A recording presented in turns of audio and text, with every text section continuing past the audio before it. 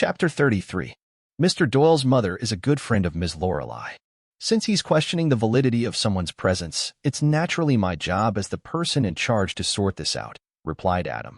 Adam then added, since I've never seen this gentleman before and his clothing seems quite out of place for a banquet like this, I need him to show me an invitation. Given that it was a reasonable answer, Rosalind could not refute it. What do I do? What's more, someone suddenly shouted, his name is Emmanuel Lowe, and he is a gynecologist. I dare say that he snuck inside without an invitation. Melanie had been waiting for this opportunity for a long time. How could she pass up a chance at revenge? She really wanted to see Emmanuel being kicked out in full view. It was going to be satisfying, and it could allow her to vent her hatred. Right. Just look at his outfit. He claims that he received an invitation to this banquet. I refuse to believe it. As soon as Melanie spoke, the women surrounding her echoed in agreement. The one thing a banquet like this did not lack were lapdogs and self-righteous women. They were fond of using someone's allegedly lowly status to elevate themselves. Right now, Emmanuel was nothing but a lowly miscreant to them. Sir, please show me your invitation now. Otherwise, you can't blame us for being rude. Adam's expression had turned grim. As the banquet manager, Adam could be blamed for negligence if someone slipped inside amid all this confusion. If the situation continued to escalate, it was going to be hard for Adam to explain what happened. I don't have an invitation, confessed Emmanuel. Rosalind looked on helplessly because her invitation did not qualify her to be on the third floor, let alone bring in a stranger. This scene caused an uproar. Ms. Rosalind, this man is riffraff. He has no business being with you. Come over to my side. An arrogant smile finally made its way to Keegan's lips. Keegan was even showing off in front of Rosalind, and there was nothing to conceal the disdain he had for Emmanuel in his eyes. This man is indeed good, looking and skilled, but so what? He has no identity or status. On top of that, he's just scum. What can he use to compete against me? This is an outrage. How did you sneak inside without an invitation? Asked Adam angrily. If this became an even bigger deal, Adam, the person in charge, was going to have a hard time explaining this to his superiors. Fortunately, this incident had yet to alert the bigwigs upstairs. Otherwise, it was going to be even harder to contain. Goodness, Emmanuel, what are you going to do this time? Melanie was very happy, and there was nothing but gleeful excitement all over her face. Emmanuel could not explain. If he spoke the truth, Rosalind was going to be implicated too. As such, he chose to remain silent for the time being. Why is there such a ruckus? What on earth has happened? Claudette was attending another social event at a different banquet hall.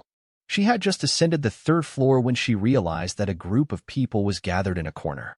She hurried over to take a look and noticed that it was Emmanuel and Rosalind who were caught in the middle. Emmanuel seems to be in a tight spot. What do I do? Muttered Claudette. When she saw so many people deliberately making things difficult for Emmanuel, Claudette was quite anxious. Claudette had a very unique illness back then. She had seen many female gynecologists but failed to find a cure. In the end, Emmanuel, a male doctor, was the one who succeeded in curing her. A disease of that nature was not going to be cured after a single visit. To make a complete recovery, Claudette met Emmanuel many times in secret. Of course, Claudette had undressed numerous times in front of Emmanuel too. It was quite embarrassing to think about. Back then, she was barely 20 years old. Since women had a sense of loyalty, Claudette's heart vaguely affirmed this man's character simply because he had seen her body so many times. The most important thing was that Emmanuel bore no ill intent when he examined her. His clear eyes and serious expression were deeply imprinted into her mind. Gradually, Claudette developed a liking for the tall and handsome Emmanuel, which was different from how she felt about other men. Just then, Melanie's voice rang across the room once more. Everyone, do be careful. For all we know, he's a thief who snuck in to pickpocket us. Immediately, everyone present started frantically checking their valuables for fear of anything missing. When Rosalind saw this, she began to panic too. With so many people present, she was worried that someone was going to announce that they had lost something. If that happened, Emmanuel was going to stand no chance of proving his innocence. Emmanuel furrowed his brows. He didn't think that Melanie was going to be so vicious. Everyone, please accept my apology. I was the one who brought him in. Just then, Claudette finally strode in.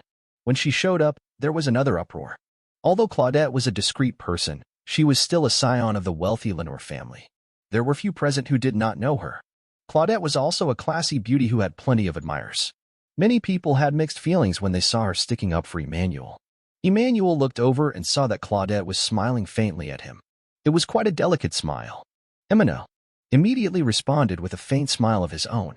Just as he was about to be swept away by everyone's accusations and insults, this young lady actually stood up for him, like a small boat going against the current. Emmanuel was very grateful for her kind gesture. "I'm sorry, Ms. Lenore. Although you're a distinguished guest, you have no right to just invite an outsider." "No, she was not the one who invited me." Just as Adam was about to make things difficult for Claudette, Emmanuel stepped in to defend her instead. "Ms. Lenore only wanted to help me out of kindness. This has nothing to do with her." Emmanuel was already prepared to be chased out of the venue and did not want to implicate anyone else. Claudette sighed helplessly. She did not expect Emmanuel to say this. Now, everyone was ganging up on Emmanuel and treating him like a thief. Even though Claudette had no right to bring him in, she could at least find a way to smooth things over. Why did he turn down this kind gesture of hers? Does Emmanuel not think of me as a friend? Fine. If that's so, then you admit to sneaking in. Adam had already lost his patience, not wanting to spare a second glance at Emmanuel. "Guards, drag this riffraff out of here." The crowd who was coldly watching the scene unfold immediately burst into a flurry of activity. Humph, imagine being a loser and still having the guts to sneak into a prestigious event like this. We can't let this slide. He needs to be handed over to the police. Indeed, he has disturbed the public order and should be subjected to administrative detention. Everyone, check and see if your valuables are still there. There's only one person to be blamed for this. If anything, a lot of the banquet's attendees merely came to show off their superiority. However, this sense of superiority came at the expense of someone else. They saw how this person, who had no right to be here, had trespassed on private property to sneak into this banquet. Given that they had every right to stay as guests, they felt a sense of accomplishment. Some even took the time to spread this on Instagram to act cool. Now that things have gone to this extent, Claudette could not do much else to help. She merely looked at Emmanuel's lone figure and sighed.